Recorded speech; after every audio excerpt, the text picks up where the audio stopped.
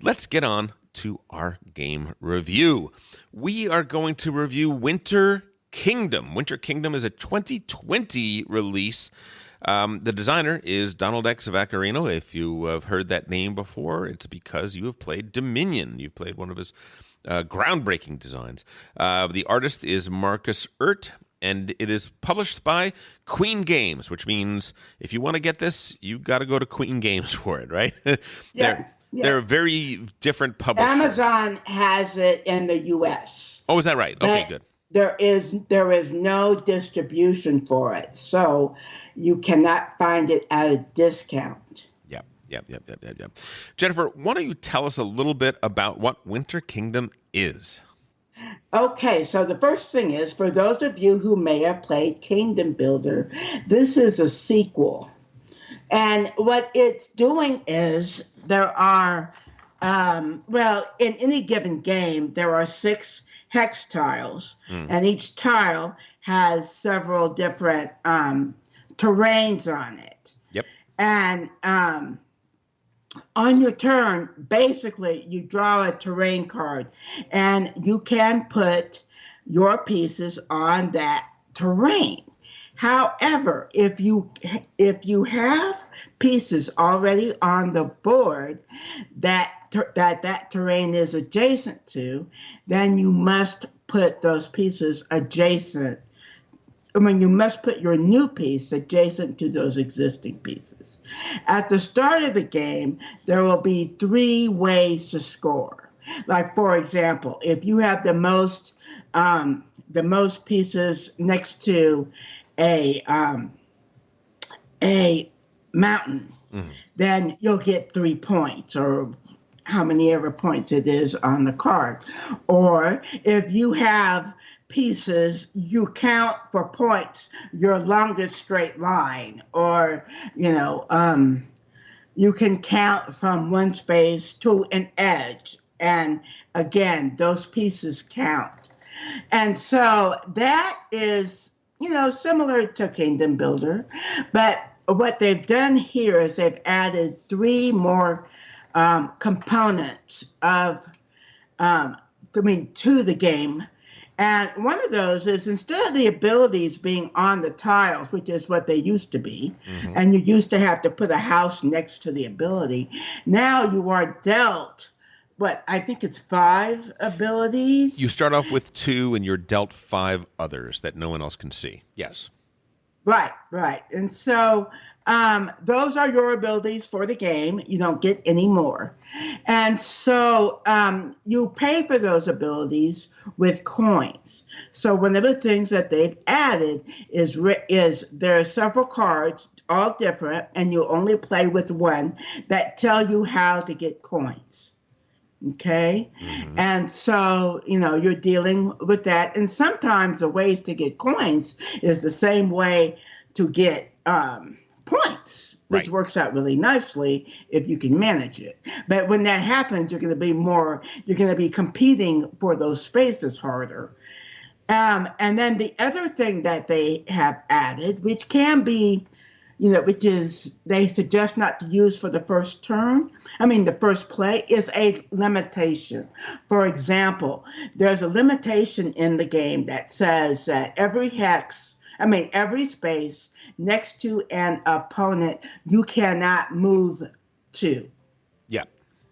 And so in that case, particularly for the stuff that gives you points for being next to something, that becomes really competitive. Very much so. Yeah, and the game is over when someone runs out of houses. Right. So, which is actually just like Ticket to Ride, et cetera, et cetera, et cetera. And like Kingdom Builder. Well, yeah, but I don't like to bring up Kingdom Builder because Kingdom Builder won the Spiel des Jahres, and yet I like Kingdom Builder myself. So I would say this: if Kingdom Builder were a car, it would be a base model Kia. That's what I think about Kingdom Builder. I would say more like a base model. God, I can't think of that. Mini Cooper. That's what it no, because that has flavor. See, if Kingdom Builder were a flavor, it would be sugar-free vanilla. It's better than that. Don't listen to him. Look, if Kingdom Builder were a musician, it would be Macklemore. I would argue it would be Brenda Russell, but that's just my opinion. If Kingdom Builder were a politician, it would be Mitt Romney. Well, it's better than being some of the politicians we've known lately. I'm not saying it's a bad thing to be Kingdom Builder. I'm just saying Kingdom Builder isn't moving the needle. If final answer, if Kingdom Builder were a TV show, it would be the Weather Channel. All right, or even better, I don't find it to be that way. It's the channel. It is a great gateway game too. It is the channel on a television on the television in your hotel that comes on when you turn the thing on that tells you about the hotel. Oh, please. I don't like it. Look, it's a very basic game, Kingdom Builder is. And some people... It is abstract. Yes, well, they're both abstract strategies. Yes, Kingdom Builder and Winter Kingdom. I would say that Winter Kingdom is way more Euro-y. Yes. Well, okay, so one of my problems with Kingdom Builder was that you have to draw a terrain card each round, and that tells you where you have to put your pieces. And it came to a point where you could have the best strategy in the world, but if you're drawing bad terrain cards, the game was just very frustrating. You would be put into situations where you have to play suboptimally simply because you drew this card, whereas another person... Are you saying, Tom, the game wasn't competitive? I'm saying the game wasn't that competitive. Winter Kingdom, however, is quite competitive. I think that all the decisions that were made for Winter Kingdom that depart from Kingdom Builder, I think have been great positives. Can I be honest with you? Can I come clean? When you said you wanted to review Winter Kingdom, my shoulder sagged. I was just like, oh, really? Because of Kingdom Builder. I'm like, oh God, all right, fine, whatever. And my very first play, I was like, wait, what is this? This is actually quite interesting. This is quite fun. It is a brain burner.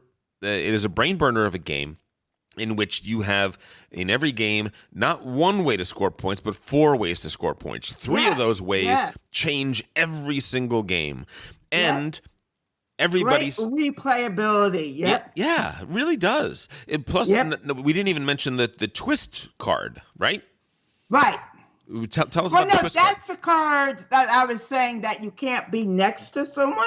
That's an example of a twist card. Sure. Yeah, but there's a ton of different ones. There's some twist cards that separate. There are all these huge hexes that have many small hexes in them, and that's what forms the board. Great, because each one of them is two-sided, which means you have a nearly infinite number of different ways of the board. The board's never going to look the same twice. That's great. Right.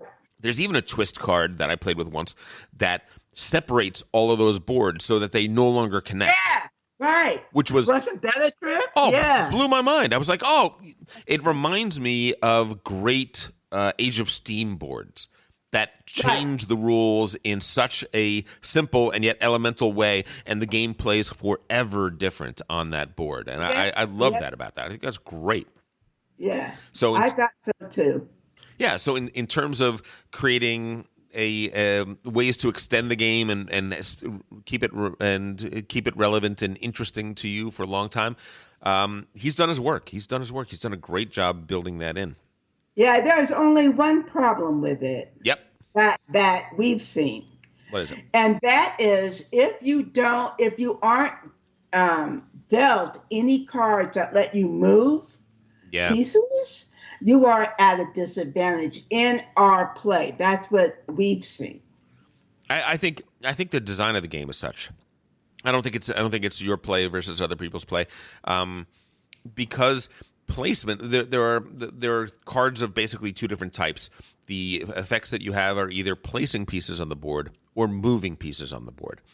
And the trick with placing pieces on the board is no matter how cool the card is, like this one allows you to place pieces on the edge of a board, or this one allows you to play pieces next to the citadels.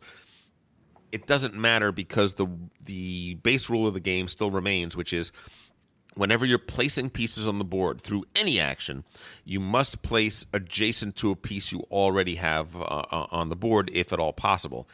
The move actions are designed to thwart that rule, right? To open up Right. strategic possibilities, which is key. Yeah.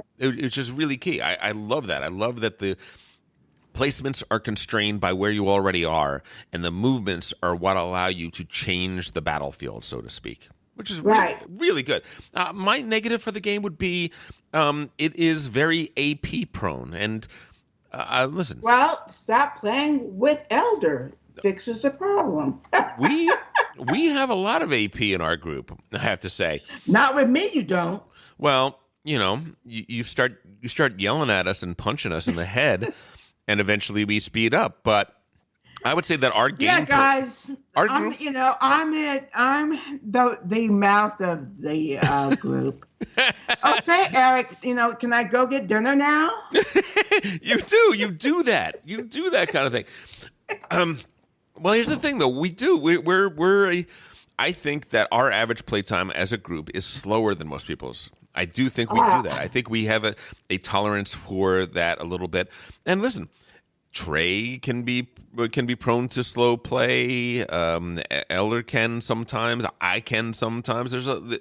Well, just as a quick aside, Sure. there are games that have tempo, like 1830, right? Yeah. You're going to run into those spaces where you have to think. Even I have to think. Sure. Imagine that. But then there are games like Splendor. Yep. And this is not true of Game Brain, but there are groups who AP over Splendor moves. And you're like, this is a problem. Yeah. I would put it this way. I would say that this type of game, and Trey said it when we played. So Trey, I am not picking on you. Trey himself has said many times that I would like to play this game asynchronously because I want to have time to think out my moves often. And he said that about this game, and he said that about a bunch of games, that he doesn't really enjoy playing them in a real-time fashion because he knows that he wants to have more time for his turns, and he knows that that's just not good for the gameplay of the group. So Right. he's very, Right. very aware. Well, I mean, that's why I lose, is because I don't take the amount of time that I really need Yeah. to make the best turn. But see, unlike some people, winning doesn't mean that much to me. Yeah.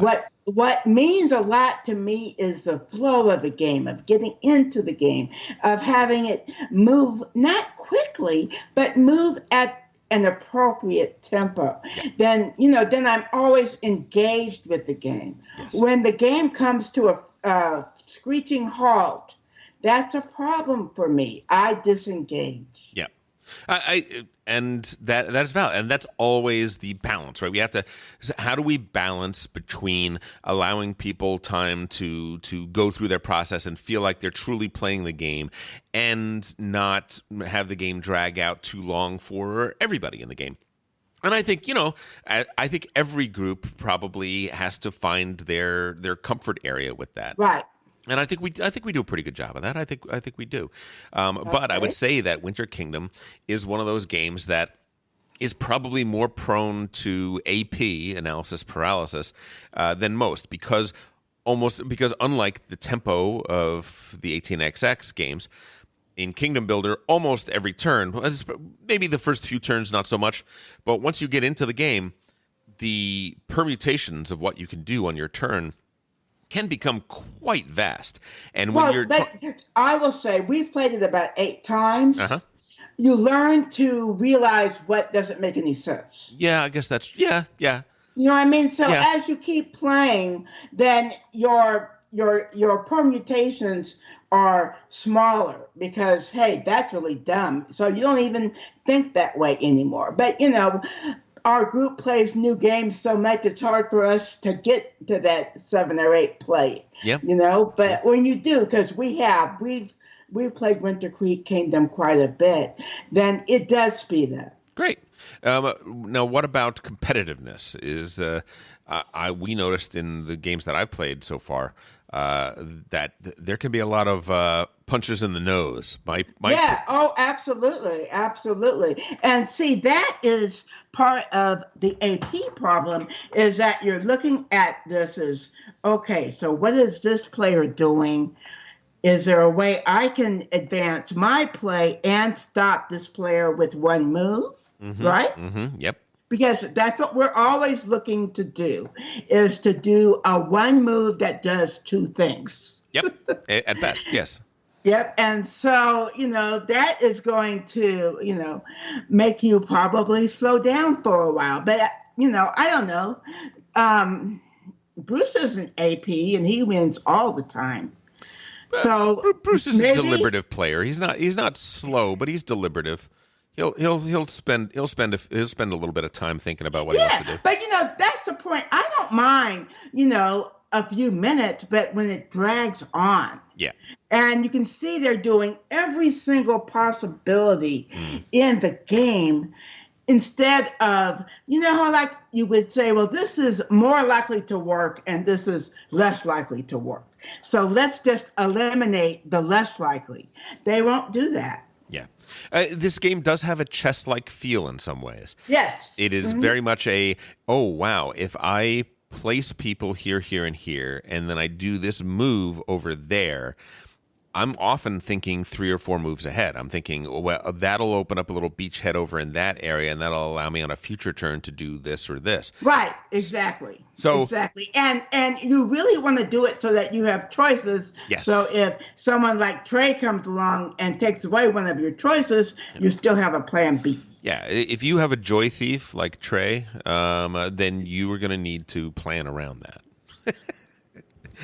Trey wasn't even picking on you in the last game. It was Trey and I were at each other's throats. He was very nice because he saw that I sucked.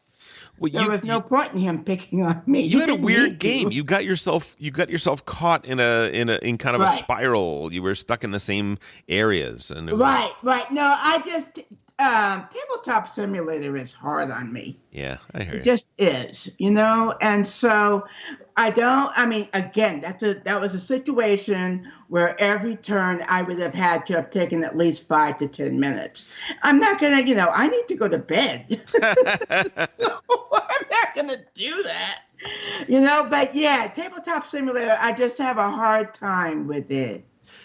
If you liked Kingdom Builder, I'm sorry, you made a bad choice. That was a bad game. But would you stop that? If you like Kingdom Builder, you will likely love Winter Kingdom. If you didn't like Kingdom Builder, like me, I think you might be surprised by Winter Kingdom. It is quite a good game. I will say this. Yes. If you like the simplicity of Kingdom Builder, you're not going to like this. Yes. Yeah. If Kingdom Builder felt like it was a little rules heavy for you, then you might not like this. It's not that this is rules heavy, though. It's pretty I can teach it in 10 minutes, really. It's a fairly quick teach, but the permutations become vast very quickly. Winter Kingdom is a very good game. It is a game for people that like chess-like games. It is a game for people that like abstract strategy games, for people that like a bit of a puzzle in their games. I think all of those 3 categories of people would love Winter Kingdom, and I did not think when I walked into this that I would be giving it a positive review, but I very much am. And Jennifer, you are as well. Is that correct? Oh, yeah, absolutely. Yeah. As I say in my video, I almost canceled it because I'm like, oh, did they mess up Kingdom Builder? But no, they made it much more like a game that I am normally attracted to. That's so funny. We both had trepidations on opposite sides of the coin. I was like, you were like, if this is too far removed from Kingdom Builder, I don't want it. And for me, I was like, if this is anything like Kingdom Builder, I don't want it. Well, you see?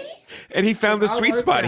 He found the intersection of the Venn diagram of our 2 opposing positions. Exactly. Win-win, baby. How about that?